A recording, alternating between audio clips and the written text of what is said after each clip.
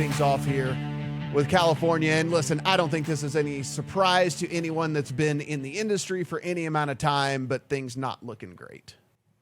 More than $400 million have been spent on advertising Proposition 26 and Proposition 27, the retail and online sportsbook measures in California.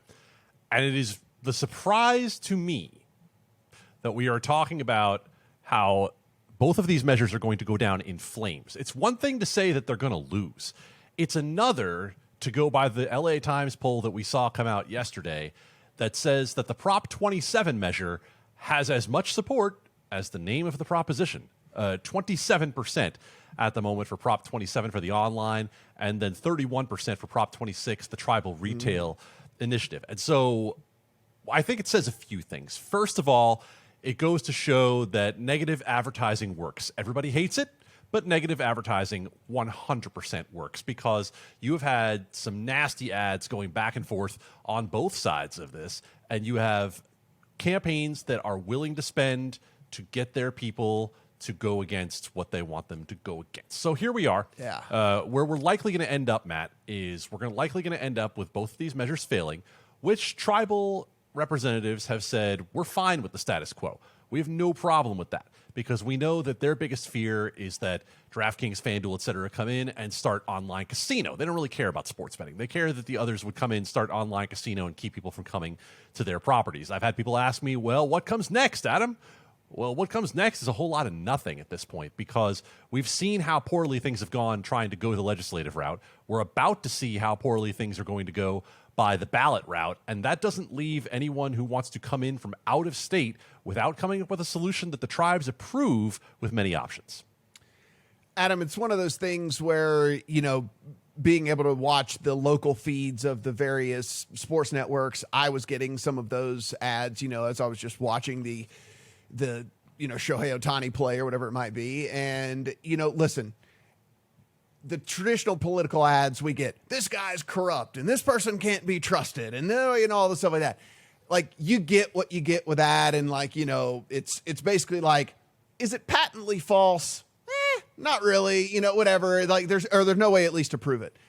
I was getting multiple different ads on the negative side about saying, you're putting your kids are going to be able to bet on their phone. It's already dangerous enough for them to be on their phone. And now they're going to be able to gamble their lives away and all this stuff. It's like, which is just patently false, right? But it's like, that is what, like you're talking about. If someone has no idea at all about how this works, which by the way, we don't have legalized sports betting in California. So someone who's not in the know, how would they know how this all works and everything? And so you're seeing this ad like, wait, I don't want my child to be able to, online gamble. So of course I'm going to vote no on this. So it was like not only negative ads, but it was negative ads where basically the messaging was completely false. And still, like as you mentioned, it's like it's working, and it worked with like flying colors.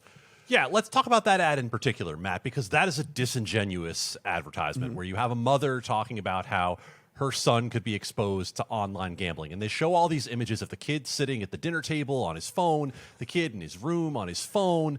Stop it. I mean, it's ridiculous to talk about the idea that 16-year-olds are going to start opening sports betting accounts and be able to wager on their phone. Know your customer is better than that. Two-factor authentication is better than that. It doesn't happen. It's a scare tactic, and that's an embarrassing ad.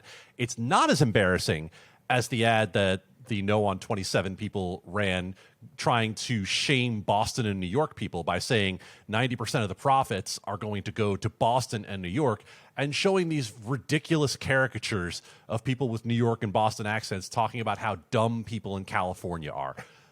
Come on. I mean, these are the most base level, classless kind of ads that have been run by the No on 27 people. It's not necessary, quite honestly, but I'm going to tell you from the political strategy standpoint, Matt, what the Yes on 27 people did is leave themselves open to this by not defining what 27 does. They talked a lot about homelessness and a lot about the fact that the money would go to help, but they never really discussed what 27 actually does. So if you don't define it, someone else will for you. That was my next point here was like, and then you see the pro ads, which I saw several of them, and you leave going, oh, okay. Like you have, if you don't know if you're not in the know and you don't know what's going on, like you see this ad and you're kind of like, oh, all right, I guess, or whatever. Like, what if homelessness isn't like an actual issue for you, right? I mean, like that's basically seems like the only thing they've been pushing in a lot of these things. And it's just kind of like, you leave going,